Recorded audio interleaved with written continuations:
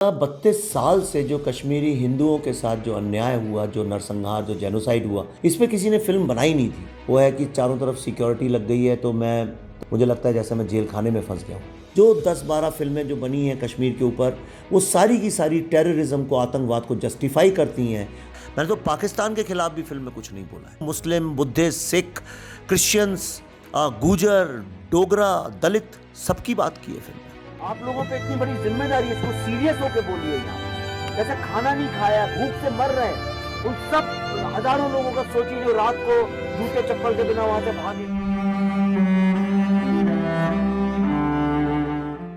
नमस्कार, मैं हूं Vivek Ranjan Agnihotri, writer and director of the Kashmir files. And action.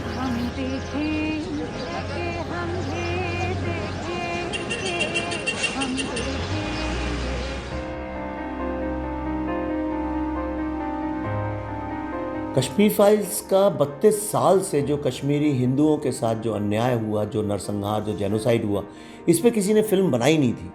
तो मुझे ऐसा लगा कि ये जो सत्य है ये दुनिया के सामने लाना चाहिए और टेररिज्म के खिलाफ आवाज़ उठानी चाहिए और मानवता का जो भारत का एक दर्शन है वो विश्व को बताना चाहिए। मैं कास्ट वगैरह में बिलीव नहीं करता। मैं बिलीव करता हूँ इक्वालिटी में और जस्टिस में। मैं बहुत कंफ्यूज हूँ। मुझे नहीं पता क्या सही है क्या गलत है। आई डोंट नो कौन प्रोसिक्यूटर है कौन विक्टिम है। कश्मीर का सच इतना सच है कि हमें हमेशा झूठ ही लगता है। कृष्णा पंडित मैं ही हूँ एक्चुअली।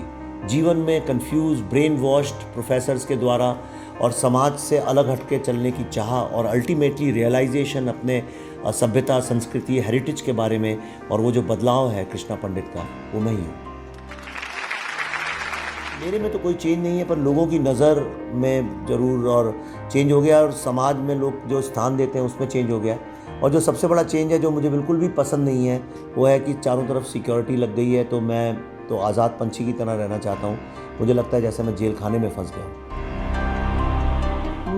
मेरी कोई नाराज़गी नहीं है, लेकिन मुझे बहुत अफसोस और दुख है इस बात का कि फिल्म इंडस्ट्री जो कि मानवता के दर्शन को, मानवता के कॉन्सेप्ट को और टेररिज्म के अगेंस्ट आवाज़ उठा सकता था, उसमें जितने भी बड़े स्टार्स और डायरेक्टर्स थे, जो 10-12 फिल्में जो बनी हैं कश्मीर के ऊपर, वो सारी की सारी टेररिज्म को, आतंकवाद को जस्टिफाई करती हैं और वो मानवता का जिक्र नहीं करती हैं। देखिए, हर व्यक्ति अलग अलग वक्त पे इमोशनल रहा, लेकिन मेरे लिए सबसे जो इमोशनल मूवमेंट था वो था अनुपम खेर जी की डेथ को पिक्चराइज करना, क्योंकि मेरे पिताजी की मृत्यु 2008 में हुई थी। तब से लेकर अब तक मैं रोया नहीं था, लेकिन जब वो सीन हुआ तो मैं बिलख बिलख के रो पड़ा उनसे चिपक के। मुझे ऐसा लगा कि मेरी ज़िंदगी की कथारसिस वहीं से शुरू हुई। कोई ध्यान से जो लोग फिल्म देखते हैं उनको सब पता है, फिल्म में ना तो किसी के खिलाफ कुछ बोला गया है, मैंने तो पाकिस्तान के खिलाफ भी फिल्म में कुछ नहीं बोला है। मुस्लिमों के खिलाफ नहीं, बल्कि हमने तो मुस्लिम, बुद्धिस्ट, सिख, क्रिश्चियंस, गुजर, डोगरा, दलित, सबकी बात की है फिल्म में।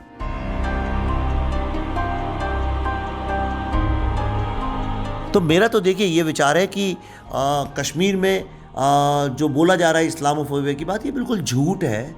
भारत में दलितों पे अत्याचार होता है वो तो बंदूक नहीं उठाते, गरीब लोगों पे इतना अत्याचार होता है वो बंदूक नहीं उठाते, नक्सल लोग आदिवासियों पे इतना अत्याचार करते हैं वो बंदूक नहीं उठाते, कश्मीरी हिंदुओं ने तो कभी बंदूक नहीं उठाई। तो फिर ये बोलना कि नहीं वो इसलिए टेररिस्ट बन गए थे कि उन पे अत्याचार हुआ, ये अपने आप में एक प्रोपेगेंडा है, ये हिंदू फोबिया है और ये भारत के साथ गद्दारी है। ये फिल्म आप लोग के लिए बनाई है। Now you have a voice.